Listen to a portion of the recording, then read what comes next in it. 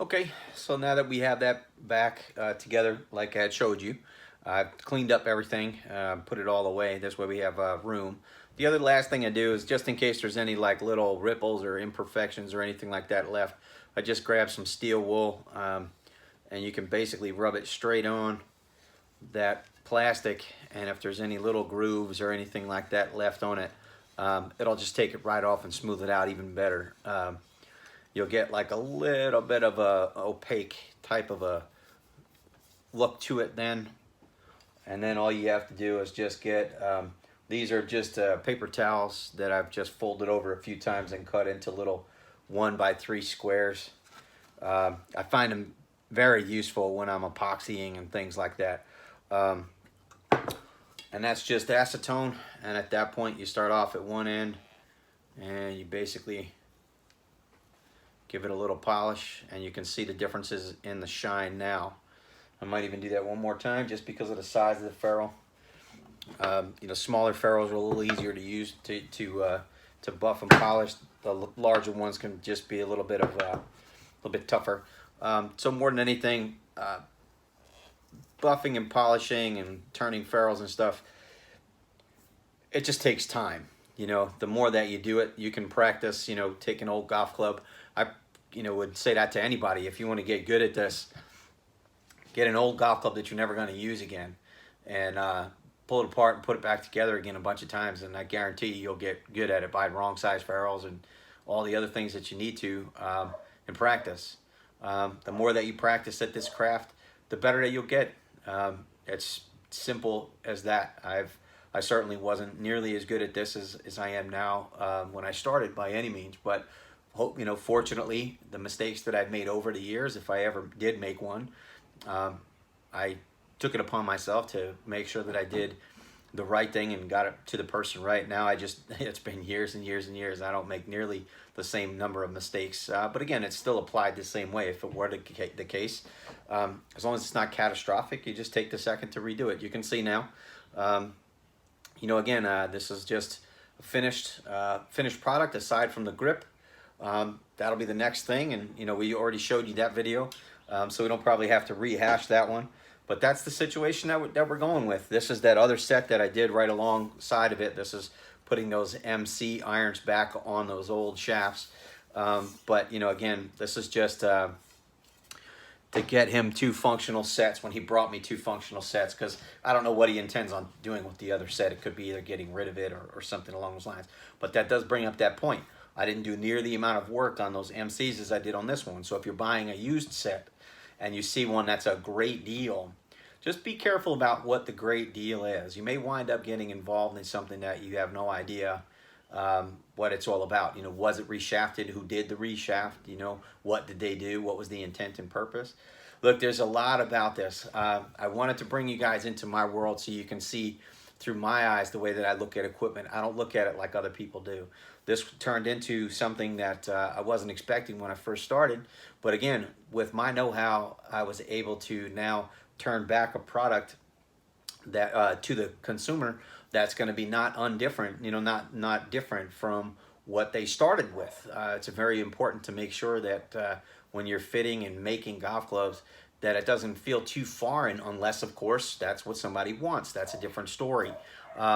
It's just an important thing to understand, and it's an important thing to make sure that whenever you get involved in this stuff, to maintain as a basic part of the integrity of what you do.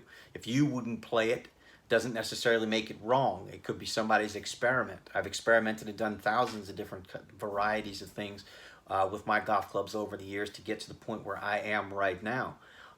So anyway, look, it's important to be able to try and experiment, especially if you can do it for yourself. If you can do it for yourself, that's even better.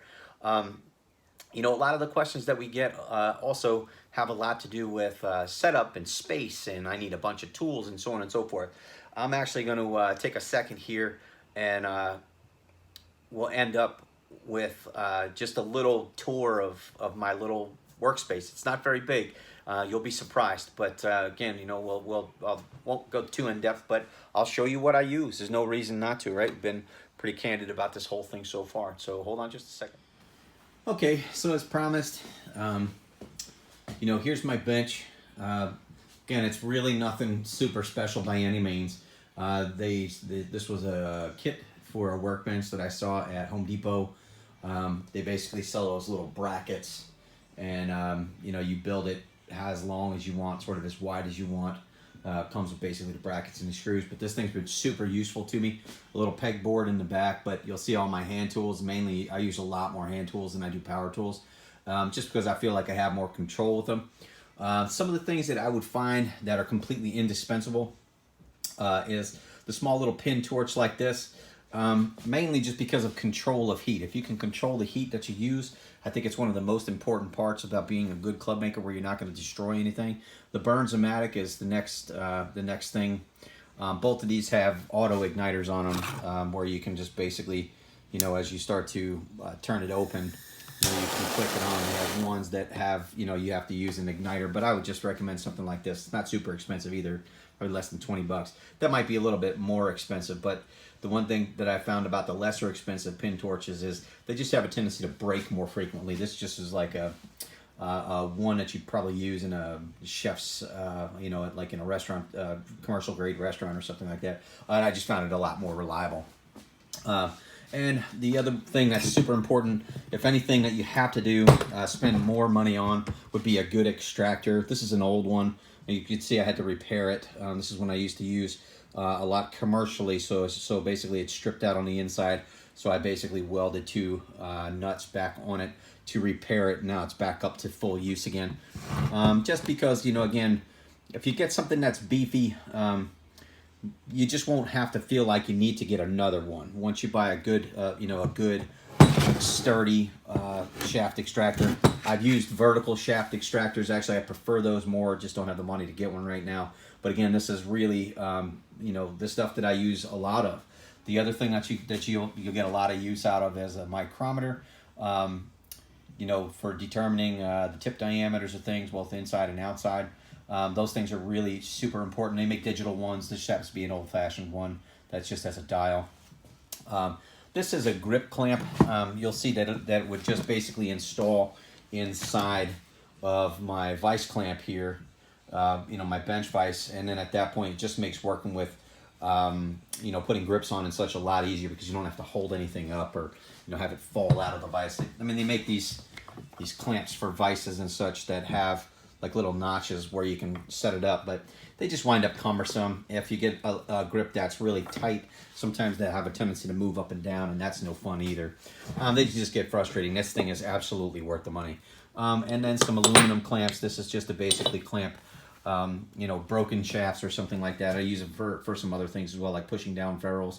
And again, that would be something that would go right back into that bench vise.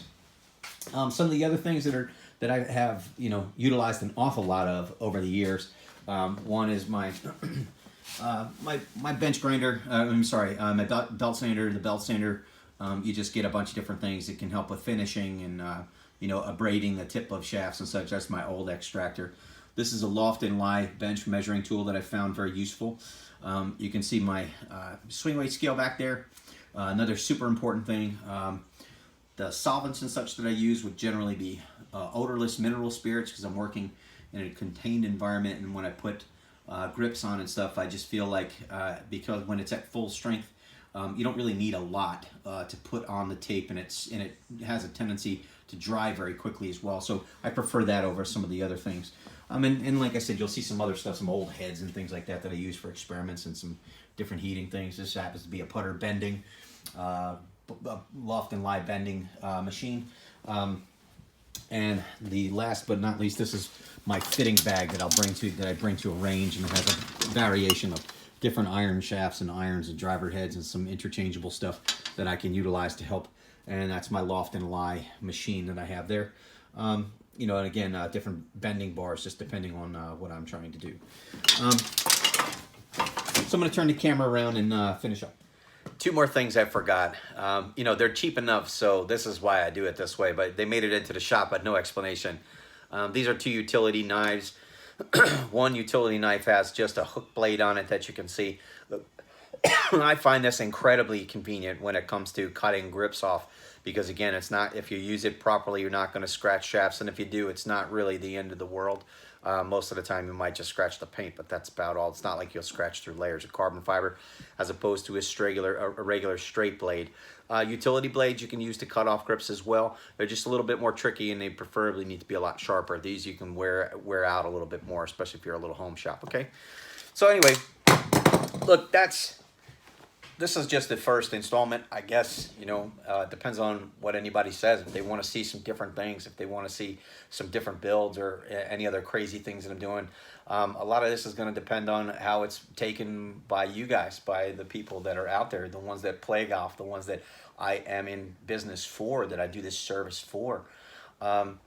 Look, there's a lot to club building. You know, if it was always a straight linear thing, then there would only be one type of person and one type of golf club that would be out there for everybody. But what happens if somebody only has one arm, one leg, has some trouble moving around, or you know, has a disability of some variety? Look, there's all things that you can do to build around anybody that, no matter their malady, no matter what the issue is, right? Tall, short, you know, all those things, they all can be accommodated. The difference is you just have to know what it is that you're getting involved in, and know in the end, by the time everything is said and done, all we really care about is getting somebody to be able to hit the middle of a golf club face.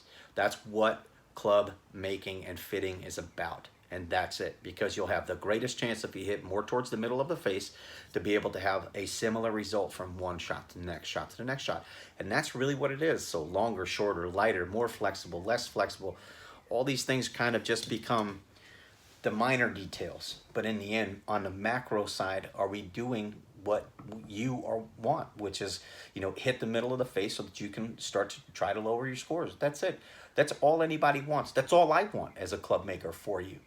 For anyone, you know, is to improve. So look, you know, be careful who you get involved in. Be careful who you listen to. I didn't tell you anything that was super fancy. You see what my setup is. It doesn't have to be incredibly, you know, complex in order to be very effective. I fortunately started playing and started building golf clubs without the advantage of a lot of things like frequency analyzers and things to measure ball flight and swing speed and such. And I was still able to really do a great job fitting people before that. I was very fortunate to learn that, but a lot of people think that you can't do it, you know, without those tools, and that's absolutely not true. And I feel blessed that I did learn that way. Now you add those other tools, and you can still find, as long as the basics of how you learned are still followed, you actually get to an end result faster. And in some cases where somebody might see a block, or, well, I don't know what else to do for you, you might actually be able to come up with better solutions because you have a deeper understanding of the subject matter from a more cerebral level, rather than something, being the machine, doing all the analyzing. And it takes away a lot of the rational thought that goes along, right? Sometimes it's a visual thing. I mean, like I said, there's lots of things that can be utilized. But again, that's a subject, a discussion for another time. Well, I do hope that this was enlightening to some people. Please, if there's any questions or anything like that, feel free to reach out. My channel on YouTube is Beyond the Green Golf. I have my email address is beyondthegreengolf@gmail.com. I also have a Facebook page that's Beyond the Green Golf, and please feel free, you know, check it out, like the page, you know, the Facebook page, or the YouTube channel, you know, subscribe, you know, the whole 9 by now. We are all getting tech savvy, at least, you know, social media savvy. So anyway, any questions, anything, let me know. If there's another different kind you want me to do, a driver or anything like that, feel free. Okay, well, look, it's been a real pleasure. I'm glad I could bring you into my little world. You can see it's very humble between my cat and my humble little setup here. I love this stuff, and I love being able to help people. So please don't hesitate to reach out and see if I can help you. Okay, thank you very much, and I'll see you folks soon. Bye. Hey guys, you know, it's funny, ever since I just finished this build, something was bothering me about it. So I took a second and I took my frequency analyzer out here. I felt like I missed a detail that I wanted to get across to you guys, and that was with switching from such a light shaft to a shaft that was significantly heavier. The original shafts were somewhere in the neighborhood of about 60 grams, high 50, 60 grams. And the next ones are 110. So, you know, roughly double the mass. So in some cases, now that was what the gentleman was probably going to be looking for. I'm not certain because I haven't spoken to him. But, you know, I assume when he gave me the equipment that that's what he knew was going to wind up happening. So what I did was just do a simple frequency from the butt end of the golf club only. And at that point, the original the Titleists came out in that fashion where you see from 5-iron. Sorry, this is the new ones, right? They're switched to the 110 prototype, excuse me. That's the 5-iron down to the pitching wedge, and you can see there's a progression that goes down, but right towards the middle, it's not such a big difference. And I thought maybe that was a strange thing, but I'm wondering in some cases if that was a trend, because if you're looking at that versus what I switched it from, the Titleist with the TaylorMade heads back on it, you can see that I thought it was, I thought I had made a mistake and tested the 6-iron twice or the 7-iron twice, but no, actually I didn't. The 6 and the 7-iron have the exact same butt frequency at 280 CPMs, and the 8-iron is only 2 CPM stiffer, which for the most part, I mean, for the mortal person, is probably imperceivable. So you can see that this is a basic idea of how this is, you know, basic analyzation. You know, that's with grip on, that's with everything. A proper frequency analyzation is not just taking one zone of the equipment into account. It's actually generally 3 to 4 zones. And with that, you'll get a larger perspective of what the overall golf club's going to feel like. Just butt frequency, yes, it's actually probably a really valuable part of it, because feeling it too stiff or feeling it too soft can make a difference as far as how somebody's going to feel about that particular shaft, and therefore how it's going to work for them, because the first initial feels that you get from a shaft usually dictate how you're going to feel about it after the first few swings, that is. How you're going to feel about it in general. Most of the time, you know, there isn't much breaking in or getting used to a bad set of golf clubs. Well, if it's once felt bad, it's probably always going to be that way. There are some fine-tuning that maybe you can do, but again, it would depend a lot on a higher quality swing versus one that's a bit more inconsistent, you know. That's a lot to do with it. So anyway, look, man, that's a big, I mean, if you're noticing some of those numbers, if you rewind it back, in some cases as much as 30 CPMs difference. Now, 10 CPMs would be the appropriate difference for about 1 flex. So from the addition of almost twice the mass, that's the equivalent of about 3 flexes stiffer, perception in the butt end to the new shaft to the old. So wow, this is going to be a big difference for this individual.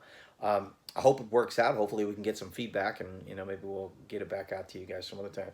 But anyway, I felt like that was a loose end that I needed to say something about.